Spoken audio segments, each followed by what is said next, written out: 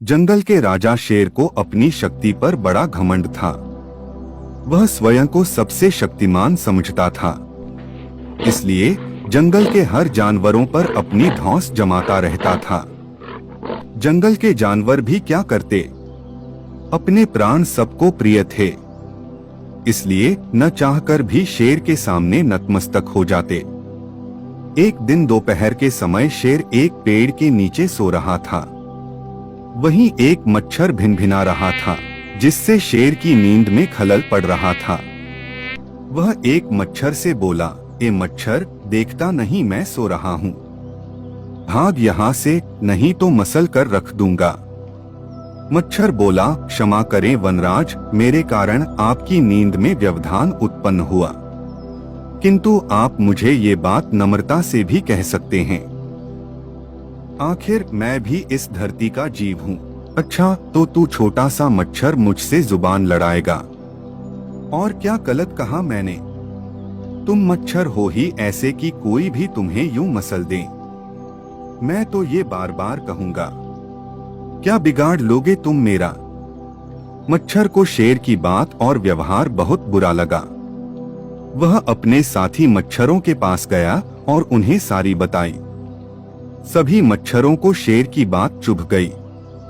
उन्होंने तय किया कि इस संबंध में एक बार सब मिलकर शेर से बात करेंगे। सभी मच्छर शेर के पास पहुँचे और बोले, वनराज, हमें आपसे बात करनी है, जल्दी बोलो, मुझे तुम जैसों से बात करने की फुर्सत नहीं है। शेर बोला, वनराज, आप होंगे बहुत शक्तिशाली, किंतु इसका अर्थ ये कतई नहीं है कि आप अन्य जीवों और प्राणियों का मजाक उड़ाएं या उन्हें नीचा दिखाएं। मच्छर बोले, मैंने जो कहा सच कहा।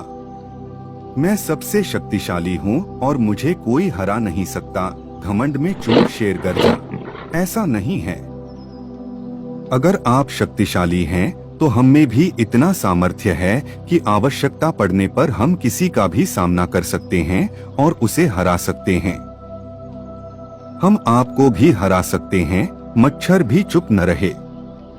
यह सुनकर शेर हंसते हुए बोला, तुम लोग मुझे हराओगे? तुम लोगों की इतनी हिम्मत कि मेरे सामने आकर ये बात कहो।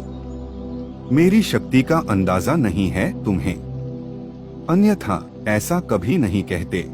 अभी भी समय है, भाग जाओ यहाँ से, नहीं तो कोई नहीं बचेगा।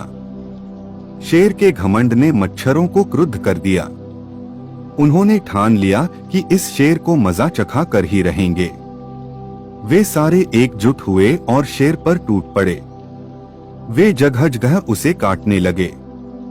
वह दर्द से कराह उठा। इतने सारे मच्छरों का सामना करना उसके बस के बाहर हो गया। वह दर्द से चीखता हुआ वहां से भागा, लेकिन मच्छरों ने उसका पीछा नहीं छोड़ा। वह जहां भी जाता वे भी उसके पीछे जाते और उसे काटते। आखिरकार शेर को झुकना पड़ा।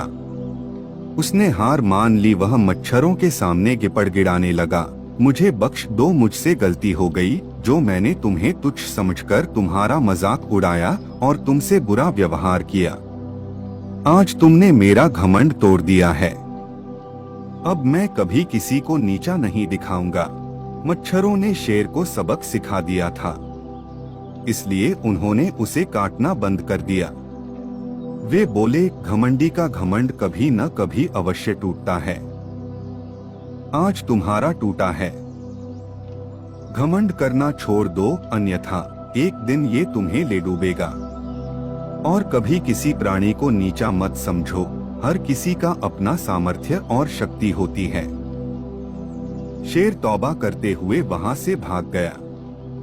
शिक्षा घमंडी का सिर नीचा।